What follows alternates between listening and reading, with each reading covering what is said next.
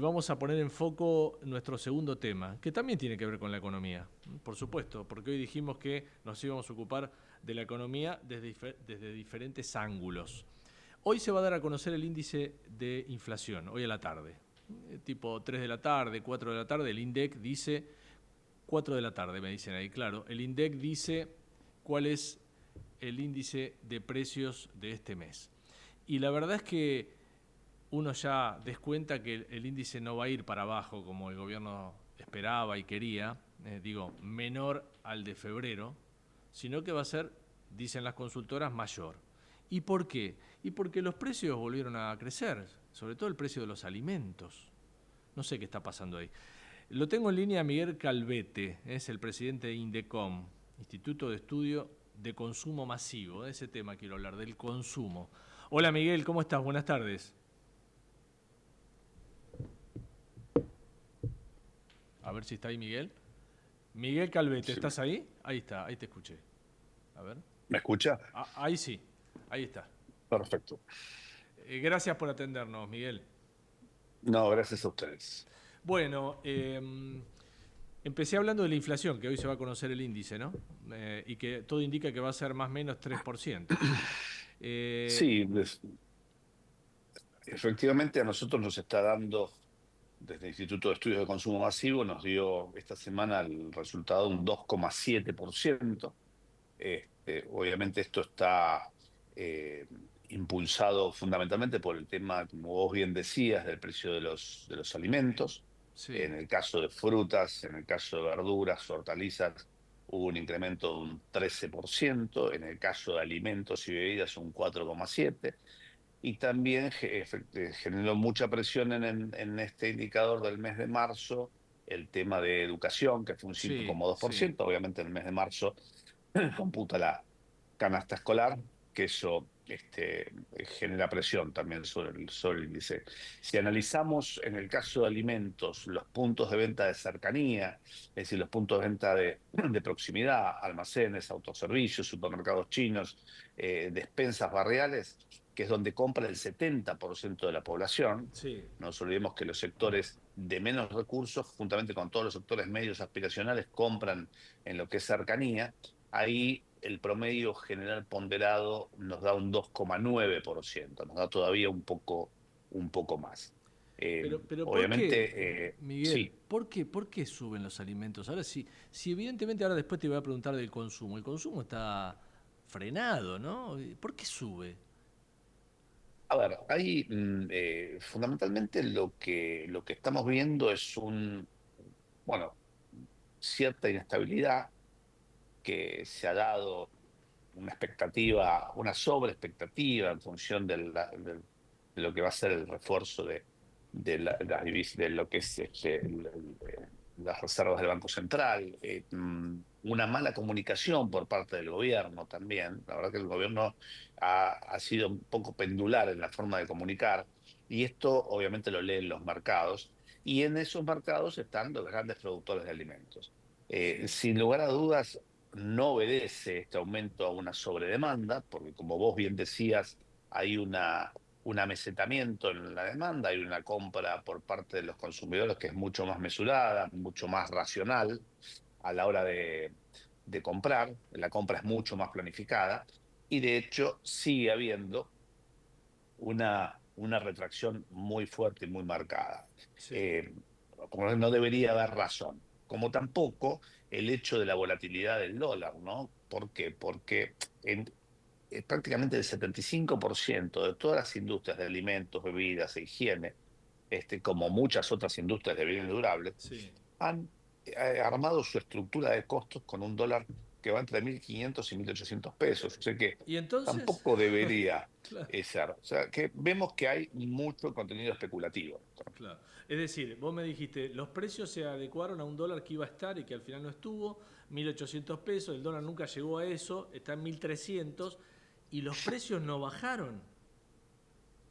Los precios no bajaron, no solo eso, sino que en Argentina es uno de los pocos países que tiene inflación en dólares. Te diría que el único país que tiene inflación en dólares, Increíble, porque increíble. el dólar, de hecho, está sufriendo unas microdevaluaciones, productos de la expectativa que hay respecto al gobierno de Trump, y hay inflación. Al haber inflación, obviamente se devalúa el dólar. En el caso nuestro, bueno, genera el efecto contrario. Es decir, nosotros tenemos una inflación en dólares, sobre todo en el caso de los insumos industriales. Caso de conservantes, de Sí. químicos, de hojalata, de lo que es toda la industria siderúrgica, de lo que es vidrio, envases larga vida, que es transversal a toda la industria de la alimentación. Es decir, tenemos prácticamente precios en ese primer estadio de la cadena industrial que están entre un 15 y un 25% sobre los precios internacionales. Qué Entonces, bárbaro. hablando justamente con unos enlatadores de conservas, de duraznos, de tomates, etcétera, nos comentaban que ellos están pagando a una multinacional de origen argentino que tiene prácticamente el 75% de la producción de acero y de hierro y de hojalata. La hojalata para enlatar la están pagando un 17% más caro que lo que vale en China o lo que vale en Ucrania en guerra. Es decir, puesto acá, sale un 17% más cara comprándola en alguien que la produce en el país. O sea que, a ver, hay un ejercicio de la posición dominante del mercado que creo que es un gran desafío del gobierno, Claro. porque eso genera en la estructura de costos y en los formadores de precios un efecto cascada que sin duda después termina en el valor, en el precio de la goma. Pero por otro lado, también lo que tenemos, además de los precios más altos de la región y tener inflación en dólares, tenemos también una carga fiscal y tributaria muy alta, Sí. sobre todo en productos de primera necesidad, caso de alimentos, caso de medicamentos. Y esto, gran responsabilidad de esto es el propio Estado, que es el gran Pero formador el de gobierno precios. dice que va a Cuando bajar vos impuestos, ¿no? Es una Bueno, campaña a que ha ver, hecho. es un proceso lento porque obviamente tenemos impuestos federales, Sí, impuestos provinciales, caso de los ingresos brutos, que es un impuesto absolutamente distorsivo, impuestos sí. federales como el IVA, impuestos municipales como las tasas de seguridad y higiene, que son unos micro o pequeños ingresos brutos locales. También absolutamente distorsiva, en algunos casos son prácticamente confiscatorios, ¿no? ¿Qué ocurre? El gran formador de cuando vos compras un kilo de pan, un kilo de harina, una gaseosa o cualquier bien consumible, estás comiendo y tomando entre un 45 y un 50% de impuestos. O sea que el gran formador de precios también, no solo son aquellos especuladores o aquellas grandes multinacionales, pero, a ver, están justamente impulsados y estimulados por esta distorsión fiscal y tributaria que tenemos. Por eso creo que las dos grandes asignaturas que le queda al gobierno es la reforma fiscal y tributaria, sobre todo para las pymes. No nos olvidemos que las pymes dan el 70% del trabajo Sí, formal, sí. por un lado, y por otro lado, una reforma laboral que flexibilice y dé la seguridad a aquellos grandes demandantes de trabajo, que son justamente la pequeña y mediana industria, la posibilidad de poder contratar gente, ¿no? Ahora, nada de esto se resuelve si tampoco hay una recomposición salarial. Ahora, para que haya una recomposición salarial, tiene que haber consumo, y para que Exacto. haya consumo, obviamente la gente tiene que tener trabajo. Entonces, creo que estamos como el perro que se corre para morderse la cola, ¿no? Creo que tienen que salir de ese círculo vicioso y tratar de empezar a generar una política de Estado en lo que respecta a la industria local. El protección, Quisiera, bueno, a ver, hoy tenemos un sí, ejemplo más claro, es decir, Milei es admirador del liberalismo, obviamente es un liberal, sí, liberal libertario. En el caso, cuando lo vemos con Trump, Trump es la mejor versión del Perón del 46. Es absolutamente una economía absolutamente cerrada. Entonces, proteccionista.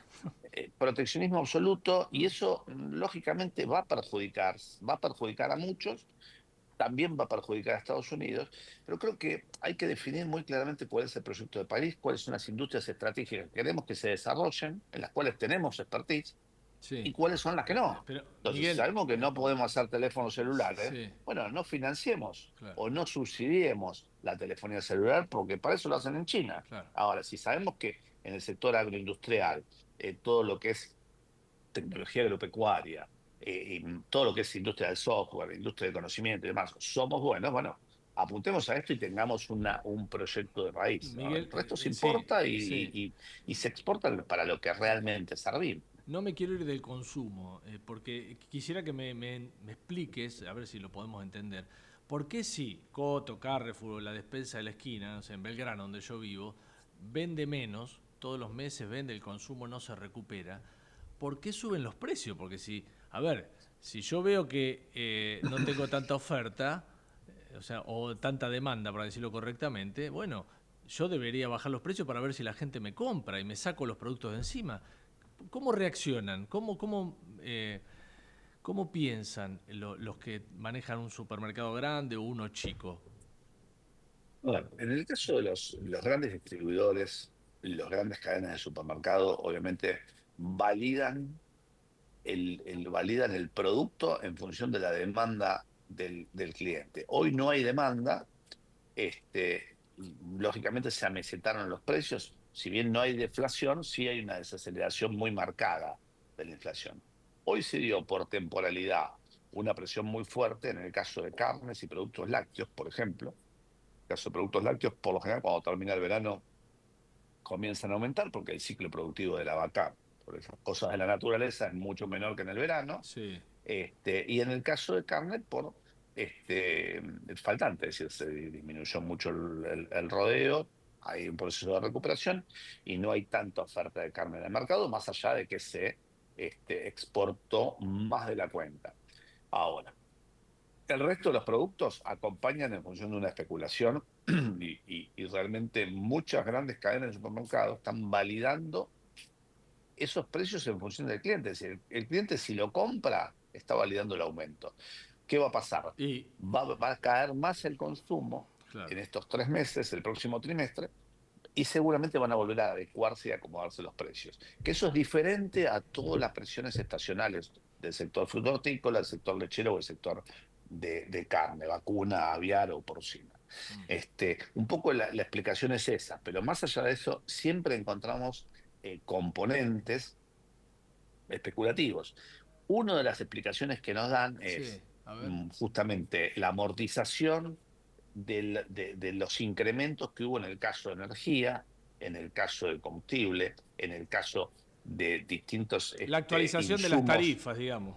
Bueno, la famosa actualización de tarifas, Mm. como se suele decir, el recomodamiento Sí, tarifario, sí. que es uno de los temas. Y en el caso de recién ahora los alquileres, por ejemplo, en el caso de los comercios, nos explica que los alquileres siguen aumentando interanualmente, obviamente se amesetó, hoy la inflación interanual es de un 69%, casi un 70%, contra un 287 que fue marzo 23 contra marzo 24.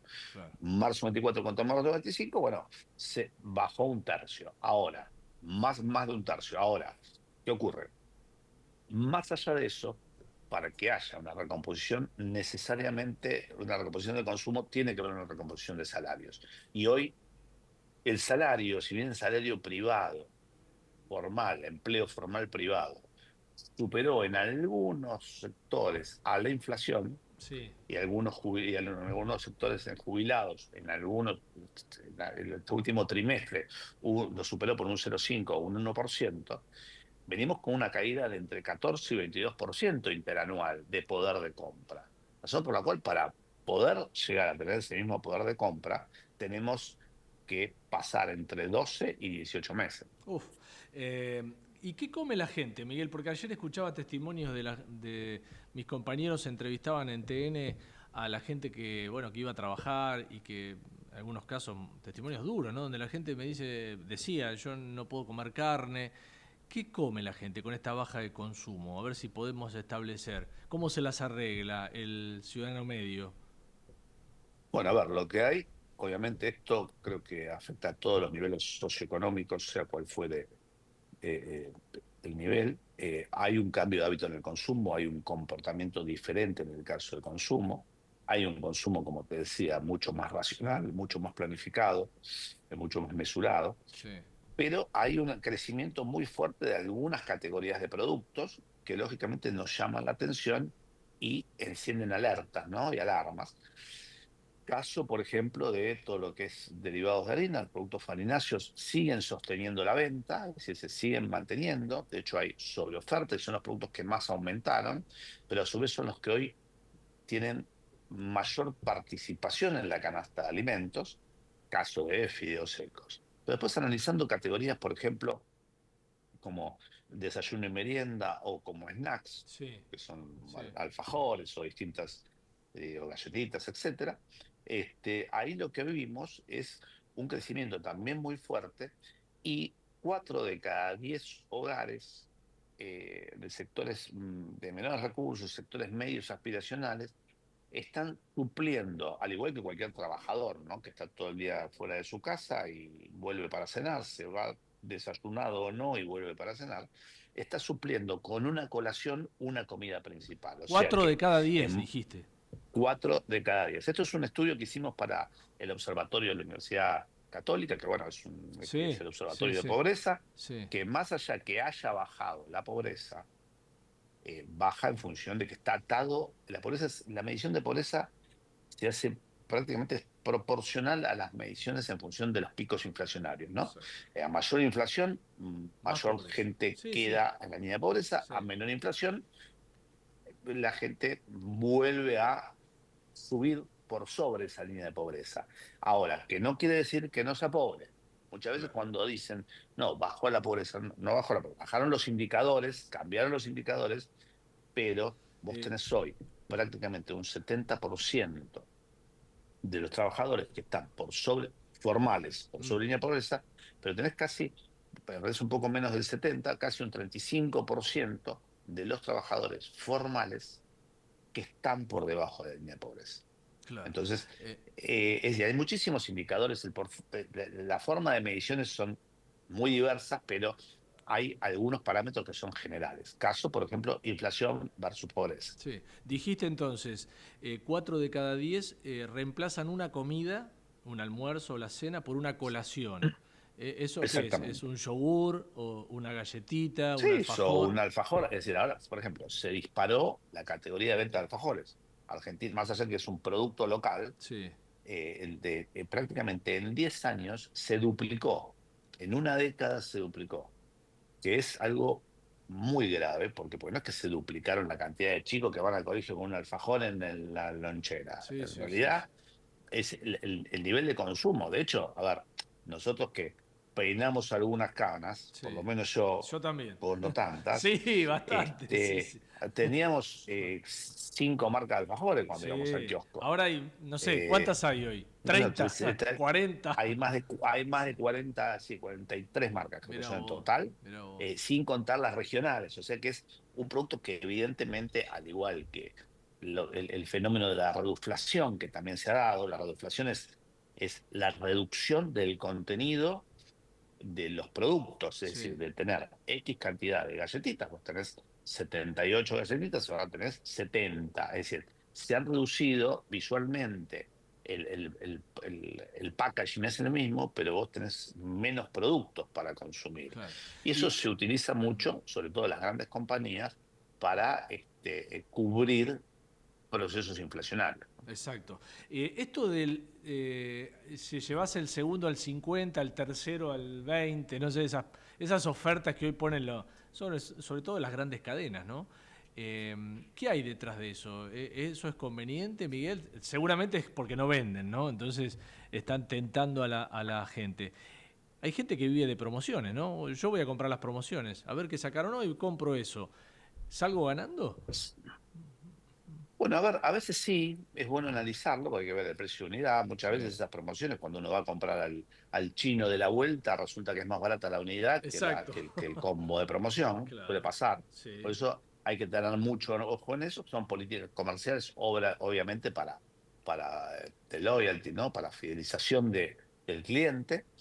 Son válidas, pero la gente tampoco es tonta. La gente sabe que si una vale 10 y la segunda vale 50, el precio promedio es 7,50. Claro, claro. Razón por la cual, si va a la vuelta y lo ve a 8, dice, bueno, me conviene comprar estas dos. O capaz que lo ve a 6 y dice, no, le compro a este que es 6. Claro. ¿Entendés? Eso suele ocurrir mucho. La gente ya no es como antes. Hoy tenés muchas plataformas, tenés mucha información, hay más allá de eso, la gente, el comprador, el que hace una compra por día, antes recorría 2,4 puntos de venta entre almacén o supermercado, carnicería o verdulería, y hoy recorre 3,6 puntos de venta. Ah, O sea que l- mm, compara mucho más y recorre exacto. mucho más. Estamos charlando con Miguel Calvete, ¿eh? Queríamos un especialista en consumo, ahí lo tenemos. Gracias Miguel por atendernos. Buen fin de semana. Gracias a vos, Darío, y a todo el equipo. Gracias.